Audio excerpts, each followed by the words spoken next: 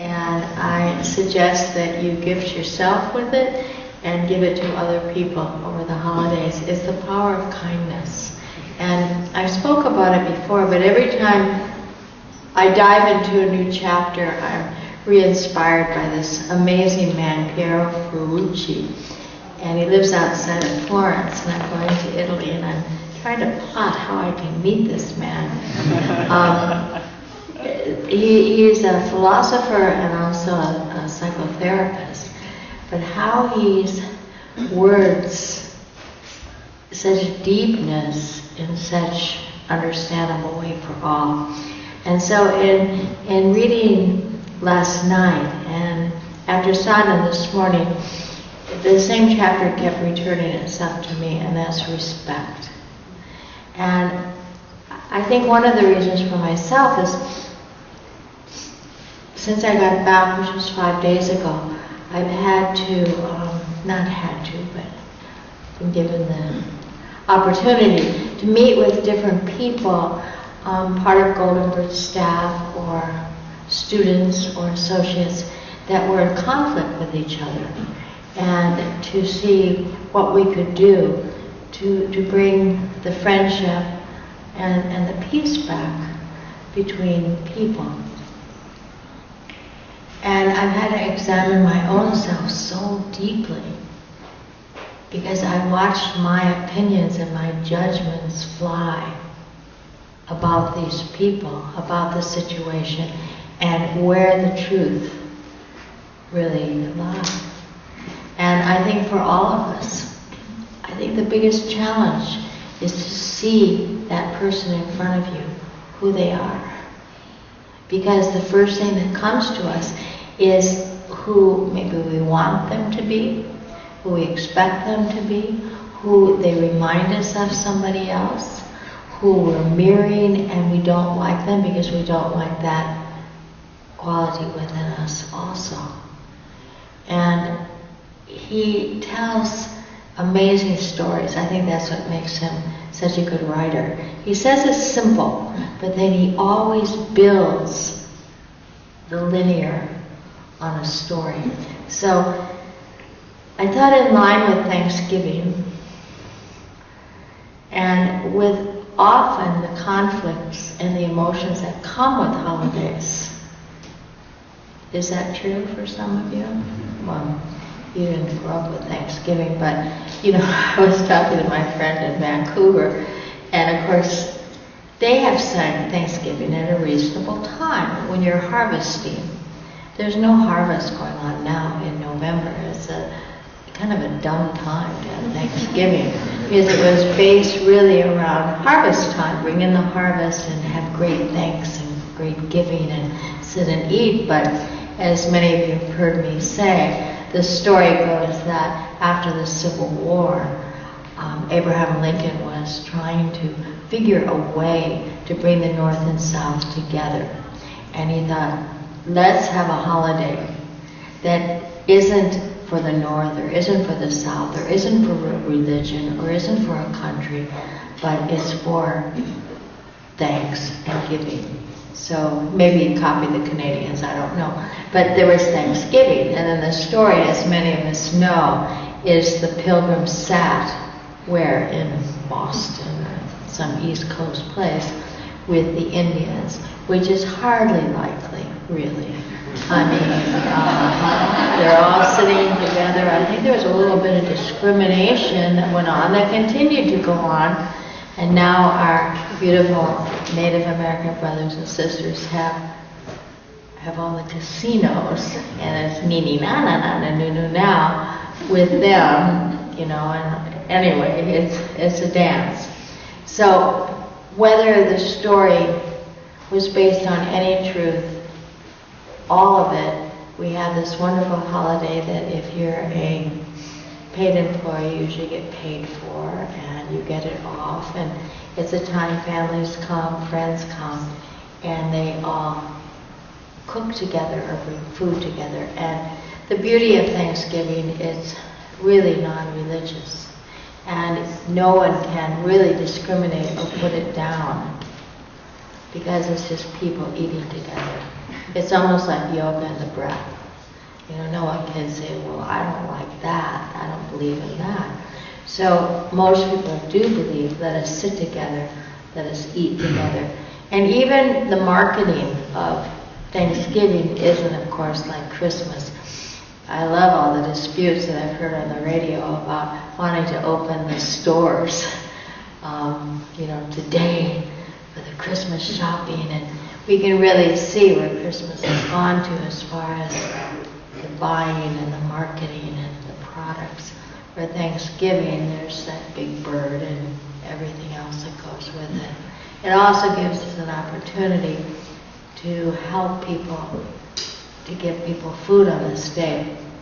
The only thing is I've gone many times downtown or to shelters, and if only the human body could eat enough in one day to carry them through 6 months, it would be glorious, because they have never seen so much food, and it's so much, but then by the next day, it's gone again. And if we could keep our Thanksgiving going throughout the year, not just towards one day, but more or less as a jump start of what we could continue to do throughout. And especially now in America, we thought it was third worlds that needed the food, and now we're finding so many families right here on our soil need nourishment with themselves on a daily basis. So, the power of kindness and the power of respect. One thing that touched me so much in the book is we don't know who anybody is. We think we do. We meet a homeless person on the street. We take a drive with a cab.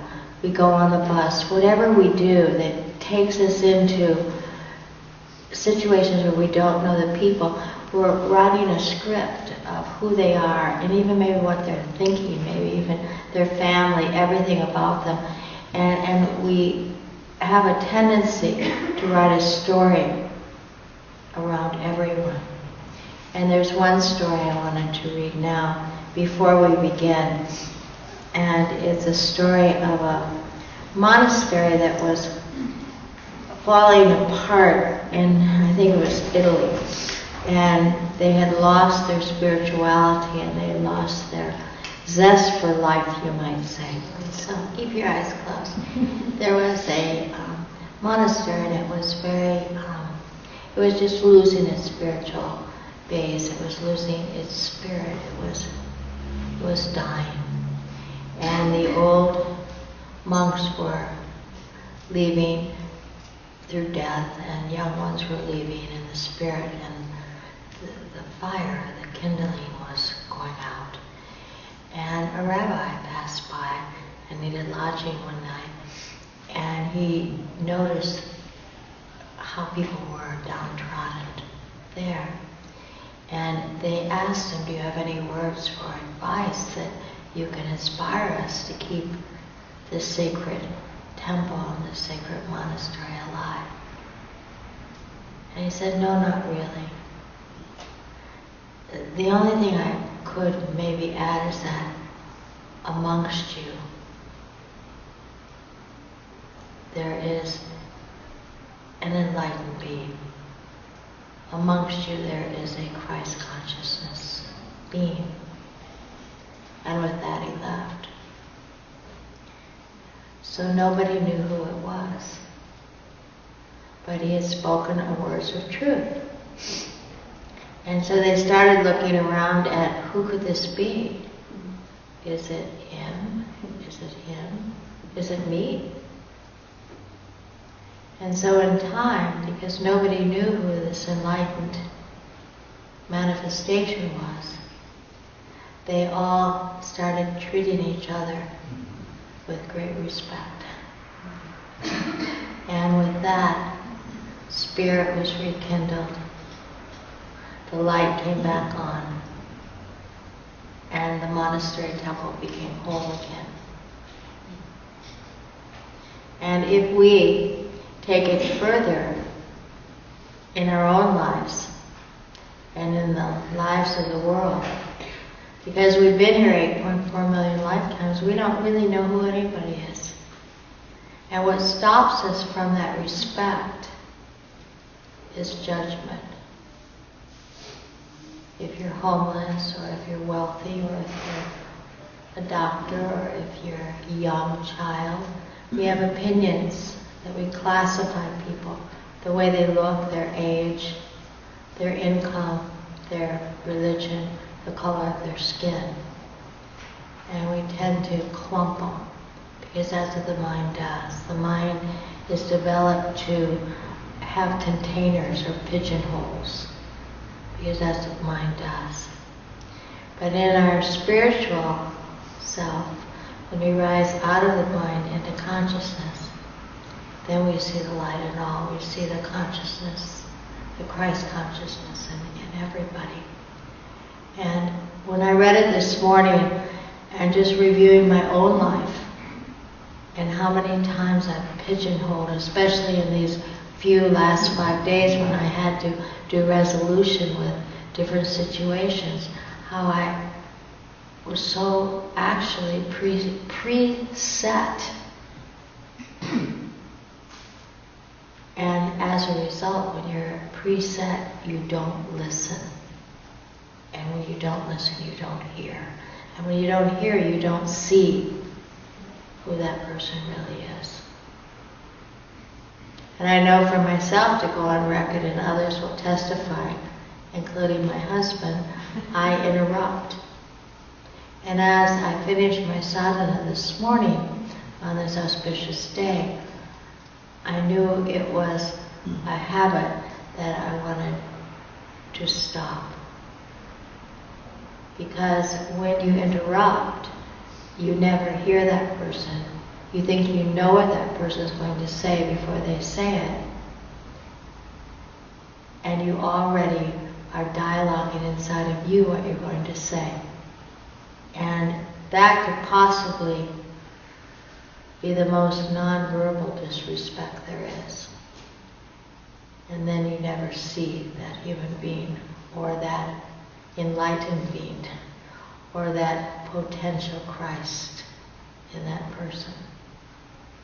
And so I ask you today, and I ask myself, to bring about the peace that's meant to be on this planet, on this day of thanks and this day of giving, that we learn to listen,